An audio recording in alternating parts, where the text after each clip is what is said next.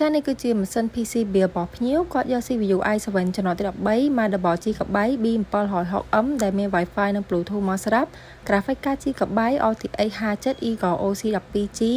RAM 16G 4ដើមស្មើ 64G M.2 Mate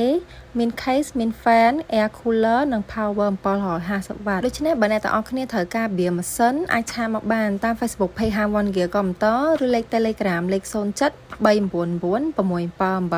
សម្រាប់ការបៀកុំព្យូទ័រអ្នកទាំងអស់គ្នាចង់មកពិភាក្សាស្ពេចនិងតម្លៃជាមួយបងប្រុសសិនក៏បានដែរយើងអត់បខំទេអ្នកទាំងអស់គ្នាអាចសួរបានឬក៏ចង់មកហាងផ្ទាល់ក៏បានដែរហាងរបស់ខ្ញុំនៅម្ដុំកម្មកោ City អ្នកទាំងអស់គ្នាឆាតមកខ្ញុំ share location ឲ្យដូច្នេះបើអ្នកទាំងអស់គ្នាត្រូវការបៀម៉ាស៊ីនឬក៏ទិញ PC accessory ទិញ monitor ចង់ឈូ Windows ចង់យកកុំព្យូទ័រមក check គឺខ្ញុំទទួលទាំងអស់ណាអាចឆាតមកបានហើយបើអ្នកទាំងអស់គ្នាបៀ PC បូកមួយ monitor គឺខ្ញុំមាន free ជា keyboard mouse ជាមួយនឹង mousepad ផងដែរអីវ៉ាន់បៀពីខាងខ្ញុំគឺខ្ញុំ hack ប្រអប់ថ្មីបៀឲ្យហ្មងបើថ្មីប្រាប់ថាថ្មីបើខ្ញុំមានអីវ៉ាន់មកទឹកគឺខ្ញុំប្រាប់អីវ៉ាន់មកទឹកអញ្ចឹងអ្នកទាំងអស់គ្នាអាចឆាតសួរបានណាអរគុណ